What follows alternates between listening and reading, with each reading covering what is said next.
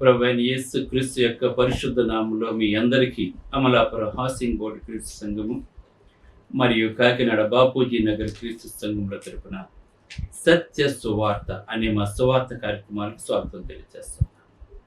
ఇవాళ ధ్యానాంశం ఏంటంటే నిజమైన ప్రేమ యొక్క లక్షణములు. నీలో గనుక నిజమైన ప్రేమ కలిగి ఉంటే, నీవు గనుక నిజంగా క్రీస్తుని ధరించుకుంటే ఇటువంటి లక్షణాలు కలిగి ఉంటావు. ఒకవేళ ఇందులో ఏ ఒక్కటి నీకు లేకపోయినా కూడా నువ్వు క్రీస్తుని ధరించుకున్నవాడు కాదు, అపవాది యొక్క ముసుగులో జీవిస్తున్నటువంటి వాడు. ప్రార్థన చేసుకుందాం.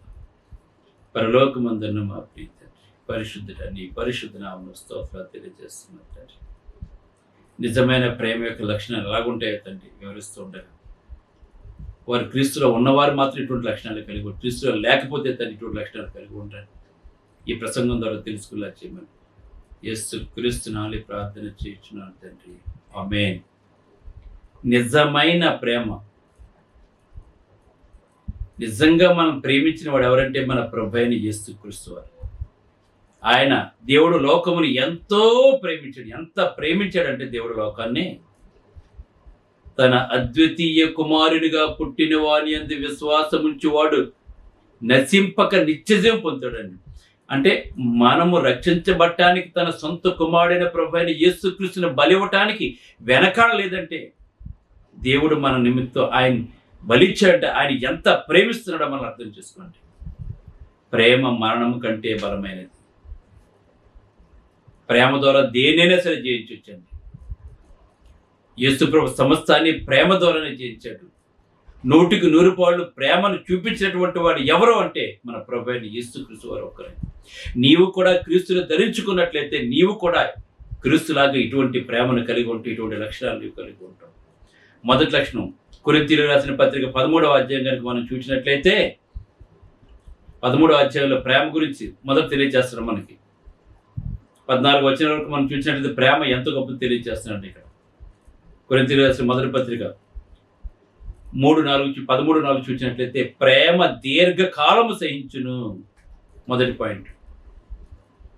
కొరింథీయులకు రాసిన మొదటి పత్రిక 13:14 ప్రేమ దీర్ఘకాలము సహించునంటే చచ్చిపోయే వరకు కూడా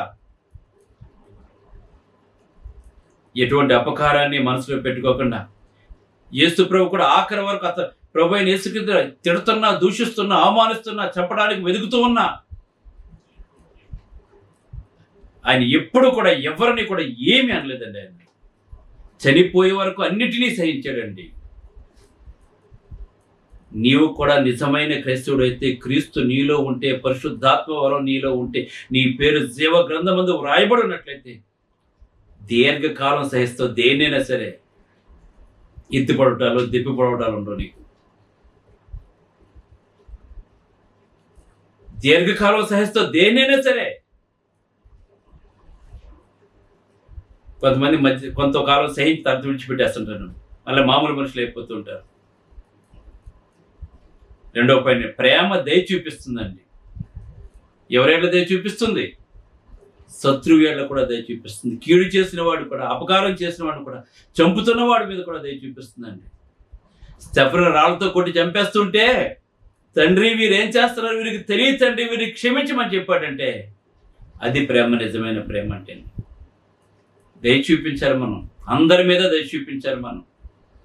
ఒకరిని ఒకరినొకలాగా ట్రీట్ చేయకూడదు. మనం ప్రేమించిన వారినే ప్రేమిస్తాం, మనం ద్వేషించిన వారిని అసహించుకుంటాం మనం. కానీ యేసుప్రభు అలా కాదు.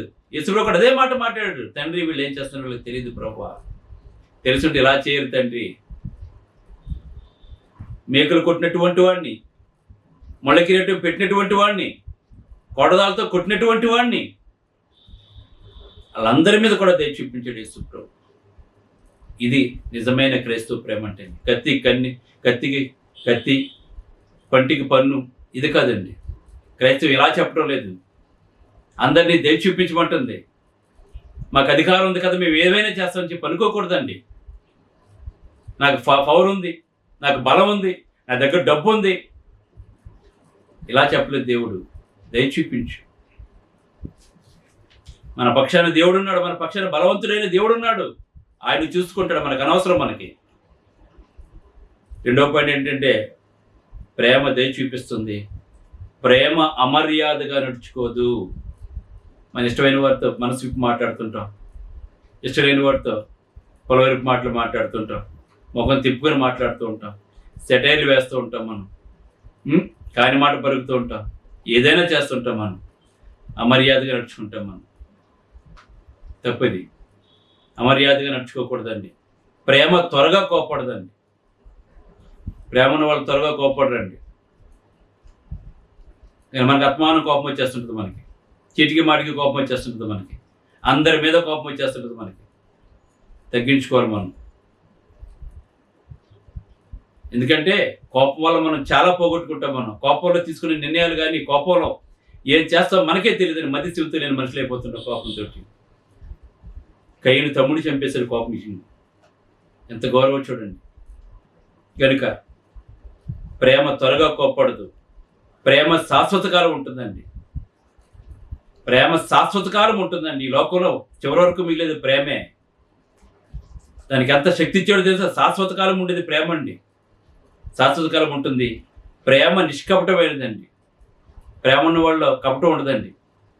వాళ్ళు మనం తిట్టినా, దూషించినా, కొట్టినా, చంపడానికి ప్రయత్నం చేసినా కూడా వాళ్ళు కనపడినా సరే కపటం ఉండదండి. నిష్కపటమైనదండి. యేసుప్రభు మనకు అదే ప్రేమ చూపించాడండి. నిష్కపటమైన ప్రేమ. అలాగనే ప్రేమ పొరుగువారికి కీడు చేయదండి. ఎప్పుడు కూడా ప్రేమ పొరుగువారికి ఎప్పుడు కూడా కీడు చేయదండి. రోమ 13:10. ప్రేమ నిష్కపటమైనది 12:9 రోమ. ప్రేమ పొరుగు వారికి ఎప్పుడూ కీడు చేయదండి. నువ్వు కీడు చేసావంటే నీకు ప్రేమ లేదు. నువ్వు దుష్టుల సంబంధులు. నువ్వు కీడు చేసావంటే దుష్టుల సంబంధులు. దేవుడు నీలో లేడు. నువ్వు నరకాన్ని ఎంచుకుంటున్నావు. నువ్వు నరకానికి నీ పాదాలు పరిగెడతానని సంగతి గుర్తుపెట్టుకో. ప్రేమ కలిగిన వారు ఒకరినొకరు దోసలై ఉంటాడండి. గలతీ 5:13. ప్రేమ కలిగిన వాడు ఎప్పుడు కూడా తగ్గించుకునే ఉంటాడండి. ఒకరినొకరు దోసలుగానే ఉంటాడు. యేసుప్రభు ప్రేమ దగ్గరికి శిష్యుల పాదాలు కడిగాడండి. లేకపోతే ఆయన పాదాలు కడిగించుకోవాలి. కడగలేదండి. కడిగాడండి ఆయన. కడిగించుకోలేదండి ఆయన. ప్రేమ దోషాలన్నింటినీ కప్పుతుంది. సామెతలు 10:12. దోషాలన్నింటినీ కప్పేస్తున్నారు ప్రేమ. ఎవడు ఎన్ని చేసినా సరే లెక్క చేయరండి. అసలు పట్టించుకోదు అసలు ప్రేమది. దోషాలన్నింటినీ కప్పేదండి ప్రేమ ఒకటండి. మన ఎదుటివాడి దోషాలు మనం ఎత్తి చూపిస్తున్నామంటే నువ్వు క్రీస్తు లేడు నీలో.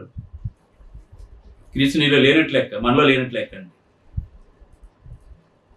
దోషములన్నీ కప్పేది ప్రేమ. ప్రేమ పాపమును కూడా కప్పుతుంది. పేతురు రాసిన 1 4:8 అండి. ప్రేమ పాపాలను కూడా కప్పుతుంది. అలాగనే ప్రేమ మధురమైనది, ఇంపైన సువాసన గలది, మరణం కంటే బలమైనది, మరణాన్ని జయించేది ప్రేమ. కనుక ప్రేమ కలిగి ఉండాలి మనం.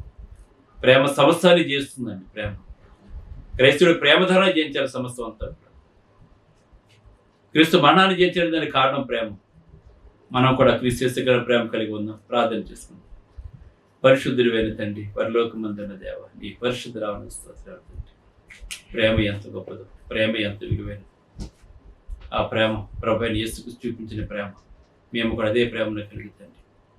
ఎటువంటి లోపాలు లేకుండా 100% క్రీస్తుగా జీవించే కృప దయచేయమని క్రీస్తుని వేడుకుంటున్నాను తండ్రి. ఆమేన్. మీ అందరికీ వందనములు. God bless you.